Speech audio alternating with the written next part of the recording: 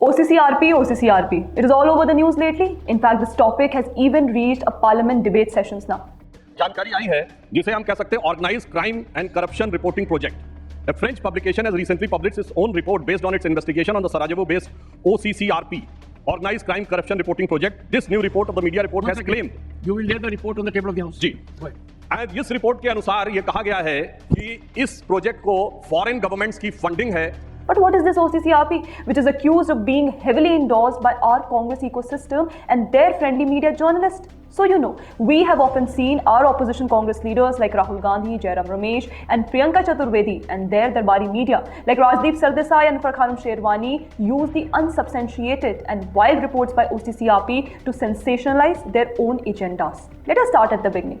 OCCRP stands for Organized Crime and Corruption Reporting Project, which is a non-profit investigative journalism organization, except it is just a facade.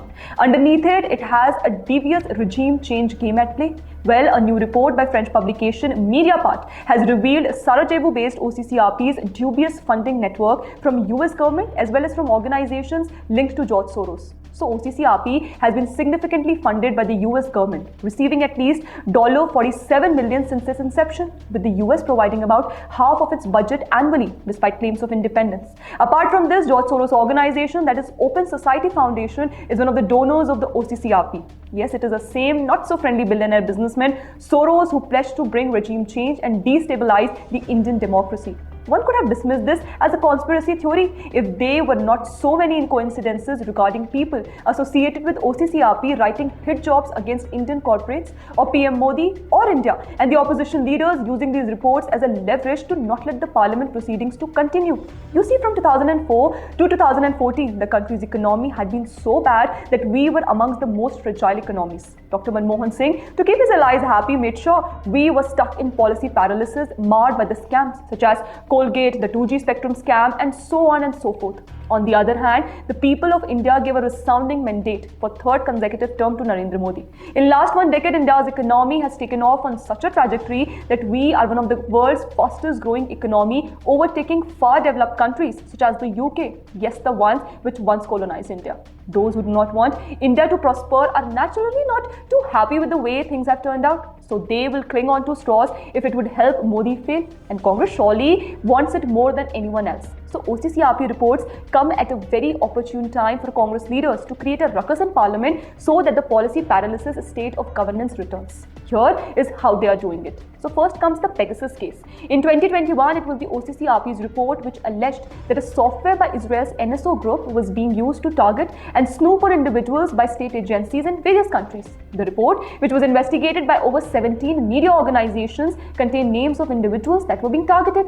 Following these allegations, Congress started pointless issue of government-endorsed snooping. Here are some tweets and news reports of Congress ecosystem activating to amplify the OCCRP misleading narrative. And interestingly, further mahal was created by our Darbari media journalists like Arfa and Rajdeep Sardesai's better half and TMC MP Sagarika Ghosh. And guess what? A year later, in August 2022, a Supreme Court picked panel found no evidence of spyware on the 29 phones it got for probe. Many politicians and journalists who cried horrors that they were being snooped upon did not even bother to submit their phones for investigation. Clearly, it was done to just stall the parliament proceedings. Second comes the favorite rhetoric of our opposition, which is target Adani. After the release of Hindenburg report, OCCRP published unsubstantiated reports to support similar organizations that have been known to discredit enterprises and profit through short-selling shares. Once this profit racket was revealed by SEBI, the OCCRP almost immediately began targeting other entities and interests.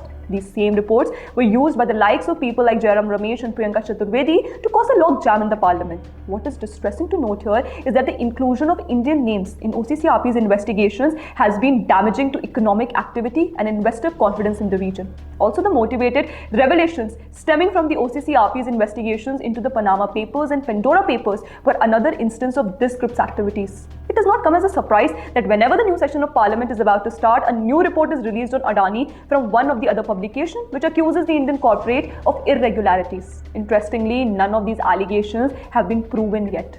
Now third, we come to the misleading narrative about Indian vaccines. So it was on July 1st, 2021 that the OCCRP published a report stating that Brazil had decided to cancel a significant $324 million contract for the Indian vaccine Covaxin due to allegations of irregularities and corruption in the deal.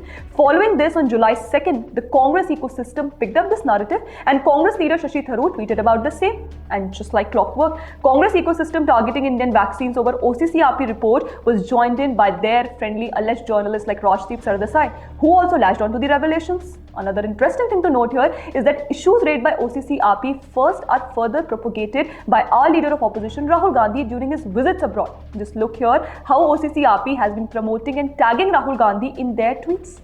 And there are other connections of Rahul Gandhi with OCCRP. So for instance, Salil Shetty, the VP Global at OSF, which is a major funding agency for OCCRP, was seen walking alongside Rahul Gandhi during his Bharat Jodo Yatra.